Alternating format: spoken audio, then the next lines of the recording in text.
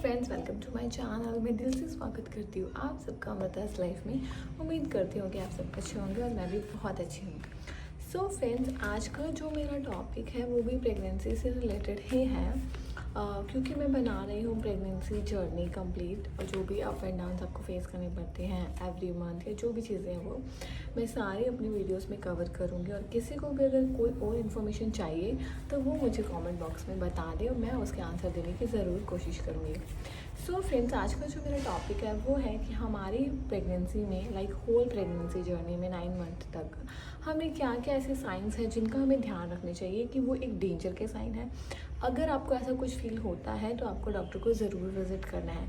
वैसे तो देखो फ्रेंड्स, हमें कोई भी छोटी या बड़ी चीज़ इग्नोर नहीं करनी चाहिए प्रेगनेंसी में, क्योंकि कुछ भी कैसे भी हो सकता है। लेकिन मेन साइंस मैं आपको बता दूंगी। अगर आपको ऐसा कुछ भी लगता है तो आपको डेफिनेटली अपने डॉक्टर के पास जाना ही जाना है, क्योंकि फ्रेंड्स हम अपनी प्रेगनेंसी में रिस्क नहीं ले सकते, तो आपको किसी भी ऐसे साइन को इग्नोर नहीं करना है। सो फ्रेंड्स, मैं बात करती हूँ इस बारे में कि क्या क्या साइंस होता है। लेकिन पहले मैं आपको ये बता दूँ, 70 to 80% pregnancy are like very अच्छी जाती है, हैप्पी जाती है, सेफ जाती है, कोई दिक्कत नहीं होती। लेकिन 20-30% ऐसे चांसेस भी होते हैं जिसमें कोई ना कोई प्रॉब्लम्स होती रहती हैं। सबसे पहले मैं आपको बता दूँ, मिस कैरेज के जो सबसे ज़्यादा चांसेस होते हैं वो 1 to 3 मंथ्स में ही होते हैं।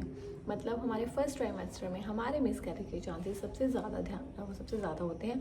तो हमें सबसे ज़्यादा ध्यान भी अपने फर्स्ट ट्राइमेस्टर में ही रखना होता है। कभी कभी क्या होता है कि फ्रेंड्स, हमारा एक नेचुरल अबॉर्शन हो जाता है, उसमें ना ही आपका कोई फॉल्ट होता, ना ही ऐसा कुछ होता कि आपने ध्यान नहीं रखा या ऐसा कुछ। वो एक नेचुरल प्रोसीजर होता है। वो आपकी प्रेगनेंसी के 2.5 to 3 मंथ्स में आपका एक अबॉर्शन हो जाएगा। सेम मेरे साथ भी ऐसा हुआ था। आपको स्पोर्टिंग होएगी, कोई ज़्यादा पेन वगैरह भी कुछ नहीं होएगा, हल्की फुल्की ब्लीडिंग होएगी। एंड जब आप डॉक्टर के पास जाएंगे तो आपको वो बताएंगे कि आपका मिस्ड अबॉर्शन हो गया है। इसमें आपका कोई फॉल्ट नहीं होता, ये एक नेचुरल प्रोसीजर होता है।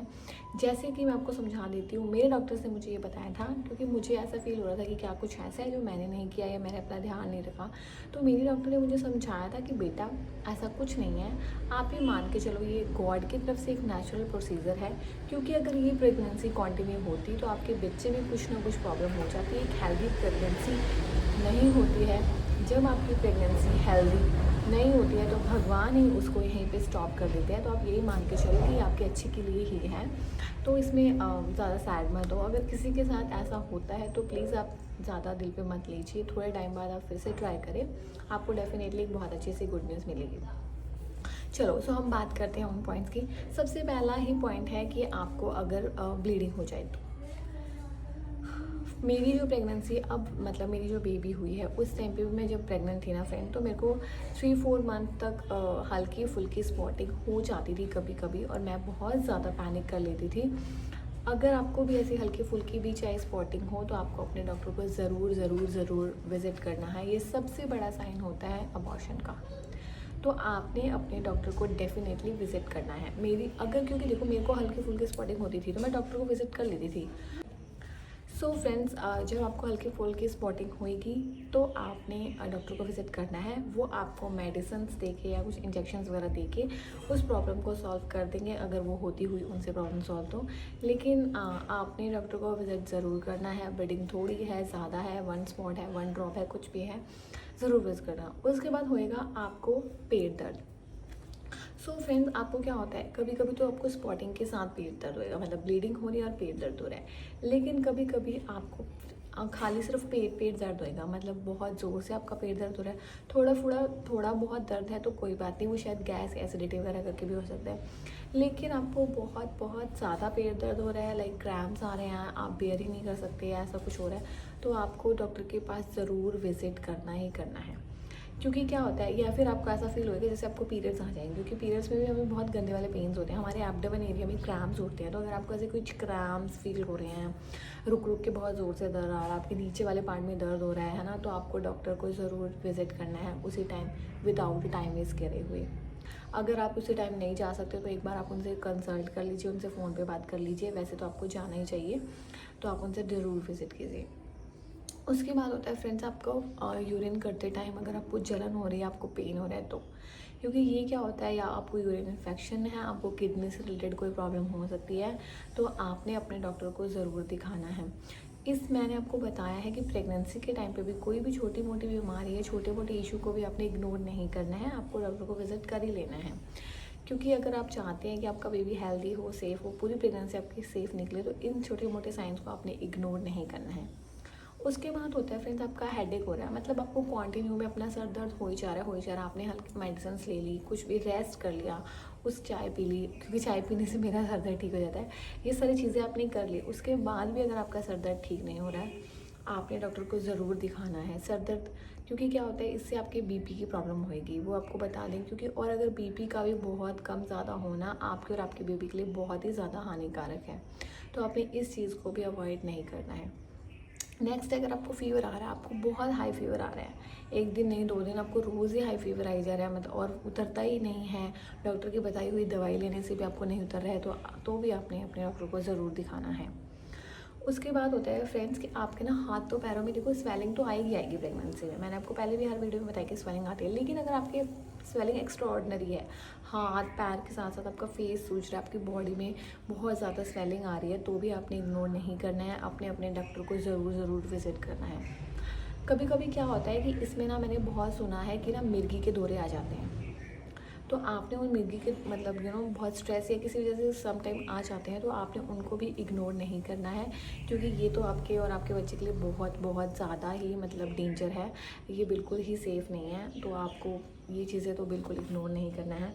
उसके बाद क्या होता है ना फ्रेंड्स, अगर आपको बहुत ज़्यादा सांस लेने में दिक्कत हो रही है, आप ऐसे वह हैवी मान लो ऊपर नीचे करो, फिर तो चलो थोड़ी बहुत सांस लेने में दिक्कत होगी, बैठे बैठे आपको सांस लेने में दिक्कत हो रही है, आप थोड़ी देर बातें कर ले, आपका बहुत ज़्यादा सांस फूल रहा है, तो भी आपने अपने डॉक्टर को ज़रूर दिखाना है, इसमें भी कुछ ना कुछ प्रॉब्लम हो सकती है।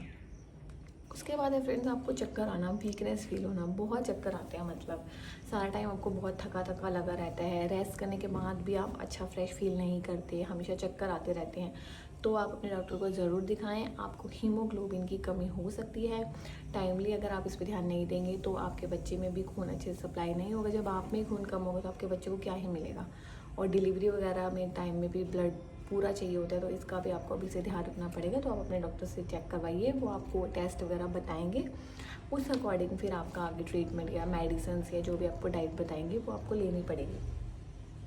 उसके बाद फ्रेंड्स क्या होता है कि अगर आपका पेट दर्द हो रहा है और ब्लीडिंग हो गई और अब आप 3rd ट्राइमेस्टर में हैं, अब आपका अबॉर्शन होने के चांसेस नहीं है, 3rd ट्राइमेस्टर में होता है कि आपके डिलीवरी होने के चांसेस है, मतलब प्री मेच्योर डिलीवरी हो सकती है आपकी, तो आपने अपना प्रॉपर मतलब इस चीज़ का ध्यान रखना है कि आपकी अगर ऐसा कुछ आपको फील होता है तो अपने डॉक्टर को विजिट करना है, कहीं आपकी प्री मेच्योर डिलीवरी नहीं हो जाए, क्योंकि प्री मेच्योर डिलीवरी होना सही नहीं होता है।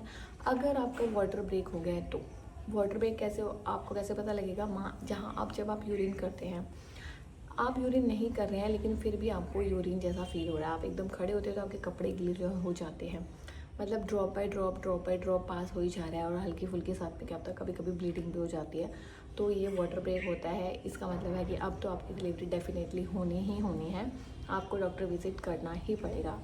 उसके बाद अगर आपको आपके बेबी की मूवमेंट फील नहीं हो रही है, 3-4 घंटे फील नहीं हो रही है तो चलता है, क्योंकि अब उसका स्लीपिंग पैटर्न सेट हो गया है, तो आपका बच्चा सो रहा है, 3-4 घंटे नहीं हो रही, लेकिन बहुत टाइम हो गया आपको नहीं हो रहा, आपने ध्यान से देख लिया, कुछ खा के भी देख लिया, तो आपको दिखाना है। इसका मतलब हो सकता है कि आपके बच्चे के आसपास पानी की कमी हो गई है, जिससे आप कभी अच्छे से मूवमेंट नहीं कर पा रहा है, तो आपको दिखाना है कि आपके बच्चे को कुछ ब्रीदिंग इश्यूज़ हो गए हैं, कुछ भी है, तो आपने डॉक्टर विजिट करना है। ये चीज़ आपने बिल्कुल इग्नोर नहीं करनी है। अगर आपको बेबी मूवमेंट फील नहीं होता तो डेफिनेटली आपको अपने डॉक्टर को ज़रूर दिखाना है। सो फ्रेंड्स, ये कुछ पॉइंट थे जो मैंने आपको बता दिए हैं कि आपको कैसे कैसे अपना ध्यान रखना है। इसके अलावा भी अगर आपको ऐसी कोई प्रॉब्लम होती है तो आप अपने डॉक्टर को ज़रूर विज़िट करें, क्योंकि कोई भी छोटी मोटी चीज़ इग्नोर नहीं की जा सकती है। तो आप अपना ध्यान रखिए, हर चीज़ को कंसल्ट करके लीजिए, और कोई भी प्रॉब्लम होती है तो कोई भी दवाई ऐसे ही नहीं लेनी है, जब तक आपके डॉक्टर्स नहीं बताएंगे तब तक आपको कोई भी ऐसी दवाई नहीं लेनी है। जब आपका डॉक्टर आपको बता देंगे उसके बाद हाँ आप कोई भी दवाई ले सकते हैं। सो आज के थी यही मेन इंपॉर्टेंट आपको जो ध्यान रखने वाली चीज़ें थी, इनको ध्यान रखेंगे तो आपकी डिलीवरी तक आप अच्छे से टाइम निकाल पाएंगे। किसी भी चीज़ को इग्नोर नहीं करना है, मैं बार बार ये बोल रही हूँ। कई बार कोई ऐसे कह देता है फैमिली में इट्स ओके, ये तो होता ही रहता है, ये वो नहीं, पहले और अब के टाइम में बहुत फ़र्क है। छोटी मोटी प्रॉब्लम भी आप अपने डॉक्टर से डिस्कस करिए, पूछिए कि मुझे ऐसे हो रहा है, क्यों हो रहा है, ये वो। ठीक है, thank you so much guys, आज के लिए इतना ही। Follow for more, bye bye.